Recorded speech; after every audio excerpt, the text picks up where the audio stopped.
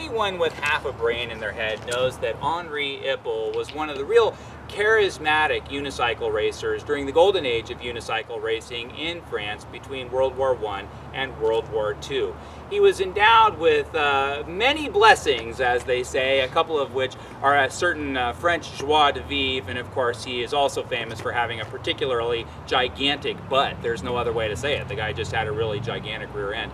And so he was the first to come up with a true two-seat unicycle. They called it unicycle double, which he came out, as you probably know, in 1923. And although it worked to some degree for his racing, he still needed something to distribute all that weight more evenly. And so he came up with what's called a 2+2 variation, which he invented as well.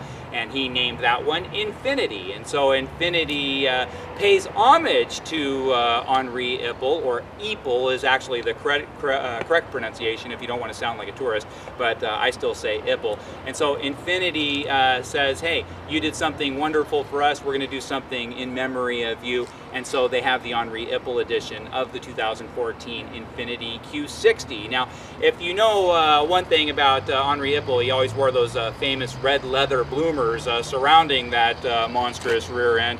And he always had, early on actually, a white shirt that he raced with. And you can remember all the images you've seen of unicycle racing from the 1920s, all these dashing types with their long scarves and their French silk mitts and all of that, but certainly not Henri. He always raced with a glass of Malbec in one hand and a cigarette in the other. But those cobblestone roads they raced on, particularly in Nice in the early 20s, were so bumpy, he would spill his wine so often that he'd get that Malbec color all over his white shirt, so much so that he just dropped the white color altogether and went with Malbec on the top and then red on the bottom. And that's what you see here as Infiniti pays homage to Henri, Malbec exterior with a red leather interior. Let's come take a look around this particular vehicle. Gorgeous on the outside, and then certainly daringly attractive on the inside with that eye-catching red leather in exactly the same shade as Henri raced with until his tragic death in 1927 when he choked on a baguette that was smothered in thrice churned brie, and everybody knows the story there. And so the if you look, the Henri Ipl logo in the back, and that's that Malbec color over red, just as he would have raced with during his most formidable racing years between 1923 and 1927. And although he never won a race or even came in the top 10 in any race, he certainly did blaze a trail that no one in the history, not just of unicycling in France, but unicycling around the world, had ever even come close to accomplishing. Let's take a look inside this particular car.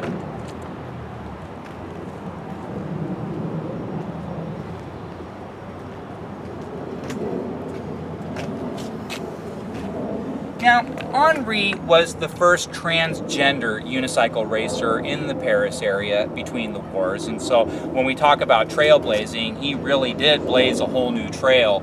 Now, a lot of people like to mention Beauregard Depardieu. Of course, that name comes up almost every single time you mention Ipl, you want to mention Depardieu, and that is the great-grandparent of the French actor Gerard Depardieu.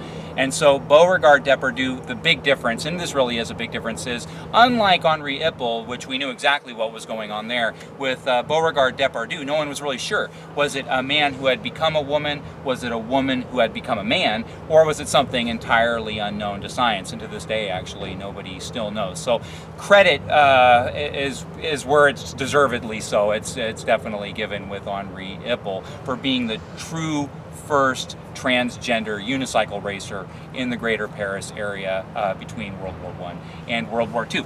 Let's turn on this particular car. Now, if you'll notice, I'm going to give it a little bit of exhaust. It intentionally has that kind of raspier sound in the exhaust for a reason. Obviously, Ipl chain smoked throughout his or her entire life and had that real raspy conversational tone. And so they tried to mimic that with a special exhaust that is distinctive to the Ipl edition. And let's see what we have on the radio here.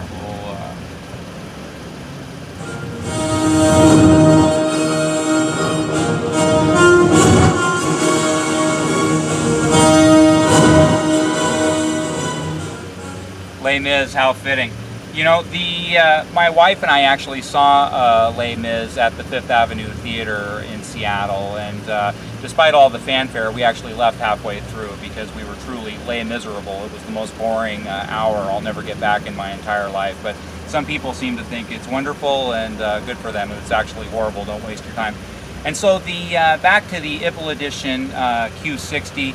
Again, gorgeous colors, very distinct. I'm sorry, what was that? It's not named after Henri Ipl? It means Infiniti Performance Line? Oh, you're kidding. I thought it was named after Henri Ipl.